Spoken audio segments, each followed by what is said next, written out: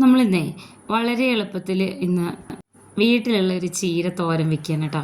ഇതെല്ലാവർക്കും അറിയുന്നൊരു തോരനായിരിക്കും. ഈ ചീരത്തോരൻ്റെ പേരെന്ന് പറഞ്ഞാൽ വള്ളിച്ചീര എന്ന് പറയുന്നത് കേൾക്കാം, മലായ ചീര എന്നൊക്കെ പറയണ കേൾക്കാം. പക്ഷെ എനിക്ക് ഭയങ്കര ഇഷ്ടമുള്ള ചീരയാണ് കേട്ടോ. ചീര ഒരുപാട് ചീര ഒക്കെ വീട്ടിലുണ്ടെങ്കിലും ഏറ്റവും ടേസ്റ്റി ആയിട്ടുള്ളൊരു ചീരയാണ് കേട്ടോ അത്. ഇതിൻ്റെ തളിരെല്ലാം മാത്രമാണ് എടുത്തു കഴിഞ്ഞാൽ കഴിക്കാൻ നല്ല ടേസ്റ്റ് ഉണ്ടാവുക. ഇത് ഉണ്ടാക്കുന്നതും കുറച്ച് വ്യത്യസ്തമായിട്ടാണ്. അപ്പോൾ നിങ്ങൾ എങ്ങനെയാണ് ഉണ്ടാക്കുന്നതെന്നുള്ളത് കമൻറ്റ് ചെയ്യണം കേട്ടോ. പക്ഷേ ഏത് രീതിയിൽ ഉണ്ടാക്കിയാലും ചീര തോരൻ വെച്ചാലും ഉപ്പേരി വെച്ചാലും കറി വെച്ചാലും നല്ല ടേസ്റ്റാണ്. ഈ ഇലയുടെ ഒരു ടേസ്റ്റ് പറഞ്ഞറിയിക്കാൻ പറ്റില്ല കേട്ടോ. വളരെ ആരോഗ്യ ഗുണങ്ങളൊക്കെ ഉള്ള ഒരു ചീരയും കൂടിയാണ്. ഡെയിലി കഴിക്കരുതെന്നൊക്കെ പറയുമെങ്കിലും നാട്ടിൽ വന്നു കഴിഞ്ഞാൽ മിക്ക ദിവസങ്ങളിൽ ഇതുണ്ടാവും കേട്ടോ. നമ്മുടെ വീട്ടിലുള്ള ഒരു ചീരയാണ്. അപ്പോൾ ഇത് ഇങ്ങനെ ചീര അരിയുമ്പോൾ എപ്പോഴും ഇരുമ്പ് കത്തി കൊണ്ട് അരിയുന്നതാവും നല്ലതെന്നാണ് അമ്മയൊക്കെ പറയാറ് കേട്ടോ. അപ്പോൾ ഇതുപോലെ കുഞ്ഞായിട്ട് അരിഞ്ഞെടുക്കുകയാണ് ചെയ്യാറ്. സാധാരണ ചീര എല്ലാം ഇങ്ങനെയൊക്കെ തന്നെ ആണെങ്കിൽ പോലും ഇത് ഒത്തിരി ഇങ്ങനെ വലിയ കഷ്ണങ്ങളാക്കി അരിഞ്ഞെടുക്കുമ്പോൾ അത്ര ടേസ്റ്റ് എനിക്ക് തോന്നാറില്ലേ. അപ്പോൾ ഇതെന്താ എങ്ങനെയാണെന്ന് വെച്ച് കഴിഞ്ഞാൽ നമ്മൾ പയറിൻ്റെ ഇല ഒക്കെ തോരൻ വയ്ക്കില്ലേ, ആ ഒരു രീതിയിലാണ് ഞങ്ങൾ കൂടുതലും ഉണ്ടാക്കിയെടുക്കാറ് കേട്ടോ. അപ്പോൾ അരിഞ്ഞെടുത്തതിന് ശേഷം നമ്മളിത് വെള്ളം ഒഴിച്ച് നന്നായിട്ട് കഴുകിയെടുക്കുകയാണ് ചെയ്യാറ്. നമ്മളിതിൻ്റെ ഇത് പറിച്ചെടുക്കുന്നതിൻ്റെ തലേ ദിവസം നല്ല മഴയായിരുന്നു കേട്ടോ. അപ്പോൾ എനിക്ക് തോന്നി നല്ല മണ്ണൊക്കെ ചിലപ്പോൾ ഇങ്ങനെ ഇതിന്മേൽ തട്ടിയിട്ടുണ്ടാവും, ആ വെള്ളത്തുള്ളിയൊക്കെ വീണിട്ട്. നല്ലോണം ഈ ഒരു രീതിയിൽ 2-3 വെള്ളത്തിൽ കഴുകിയെടുത്തതിന് ശേഷം ഒരു പാത്രത്തിലേക്ക് മാറ്റുകയാണ് ചെയ്യുന്നത് കേട്ടോ. പാത്രത്തിലേക്ക് മാറ്റിയെടുത്തിട്ട് പിന്നെ നമ്മൾ കുറച്ച് വെള്ളം ഒഴിച്ചിട്ട് ഇതിനെ വേവിച്ചെടുക്കുകയാണ് ചെയ്യാറ്.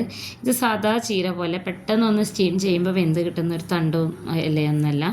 ഒന്ന് നന്നായിട്ടൊന്ന് വെന്ത് കിട്ടണം. ഒരു അരക്കപ്പോളം വെള്ളം കൂടെ ഒഴിച്ച് കൊടുത്തിട്ട് പിന്നെ ഒരു 1/2 സ്പൂൺ ഉപ്പും കൂടെ ചേർത്ത് നമുക്ക് ഇതിനി തിളയ്ക്കാൻ വേണ്ടി വെക്കാം കേട്ടോ. ഒരു 2-3 മിനിറ്റ് ഒന്ന് ഹൈ ഫ്ലെയിമിൽ ഇട്ട് കഴിഞ്ഞാൽ പെട്ടെന്ന് തന്നെ തിളച്ച് കിട്ടും. അടച്ച് വെച്ച് വേവിക്കാം.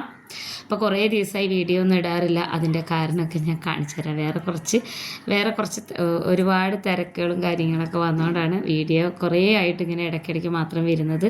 അപ്പോൾ ഞാനതൊക്കെ ഇതിൽ റിവീൽ ചെയ്യുന്നതായിരിക്കും കേട്ടോ. അപ്പോൾ അതിൻ്റെ കുറേ പണിപ്പുരയിലും കാര്യങ്ങളൊക്കെയാണ്.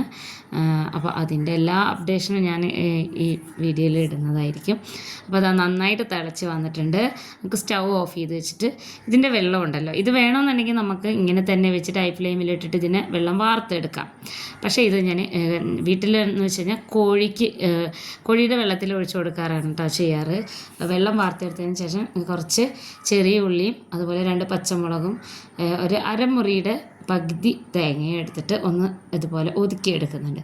പിന്നെ ഒരു കടായി സ്റ്റവിൽ വെച്ച് ചൂടായി വരുമ്പോൾ ഇതിന് ഞാൻ ഉപയോഗിക്കുന്നത് വെളിച്ചെണ്ണയാണ് കേട്ടോ.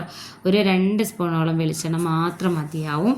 എന്നിട്ട് ഇതിലേക്ക് 1/2 സ്പൂണോളം കടുക് ഇട്ട് കൊടുക്കുക. കടുക് നല്ലോണം പൊട്ടി വരുമ്പോൾ ഇതിലേക്ക് ഒരു 1/4 സ്പൂണോളം മഞ്ഞൾപ്പൊടിയും കൂടെ ചേർത്ത് മഞ്ഞൾപ്പൊടി ഒന്ന് മൂത്ത് വരുമ്പോൾ കളറ് മാറുന്നതിൻ്റെ മുന്നേ തന്നെ നമ്മളുടെ അരപ്പ് ഇതിൽ ചേർത്ത് കൊടുക്കുക.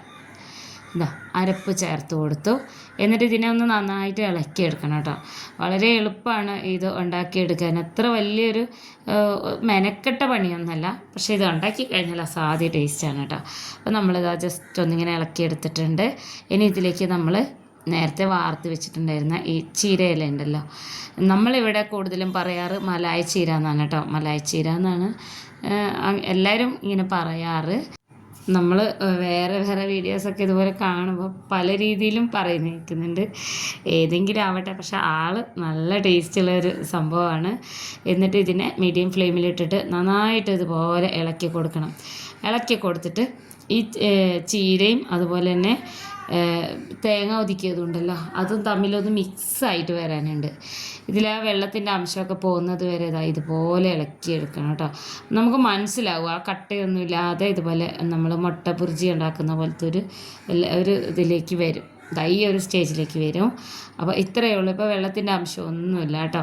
അപ്പോൾ നമ്മുടെ ചീര റെഡി ആയിട്ടുണ്ട്. ഇനി സ്റ്റൗ ഓഫ് ചെയ്തിട്ട് നമുക്കൊരു പാത്രത്തിലേക്ക് മാറ്റാം. ഇത് നല്ല ചൂടോടുകൂടി നല്ല നാടൻ ചോറും അതുപോലെ നമുക്ക് മീൻകറിയോ പരിപ്പ് കറിയോ ഒക്കെ ഉണ്ടെങ്കിൽ അതിൻ്റെയൊക്കെ കൂടെ കഴിക്കാൻ പറ്റിയ നല്ല ഹെൽത്തി ആയിട്ടുള്ളൊരു തോരനാണ് കേട്ടോ. എല്ലാവർക്കും ഇഷ്ടമാവുന്നതാണ്. വേറെ ഏത് ചീര കഴിക്കാൻ ഇഷ്ടമില്ല എന്ന് പറഞ്ഞാലും ഈ ഒരു ചീരത്തോരൻ ഇഷ്ടമില്ലാത്തവരാരും തന്നെ കാണില്ല. അപ്പോൾ നമുക്ക് വലിയ പണച്ചിലവൊന്നും ഇല്ലാതെ വീട്ടിൽ തന്നെ വളരെ ഹെൽത്തി ആയിട്ട് നല്ല പ്രോട്ടീൻ റിച്ച് ആയിട്ടൊക്കെയുള്ള ഫോളിക് ആസിഡൊക്കെയുള്ള ഒരു ചീരയാണ്. എല്ലാവരും ഉണ്ടാക്കി നോക്കണം. വീഡിയോ ഇഷ്ടമായ ചാനൽ ഒന്ന് സബ്സ്ക്രൈബ് ചെയ്ത് വെക്കണം, ഫോളോ ചെയ്യാനും മറക്കരുത് കേട്ടോ.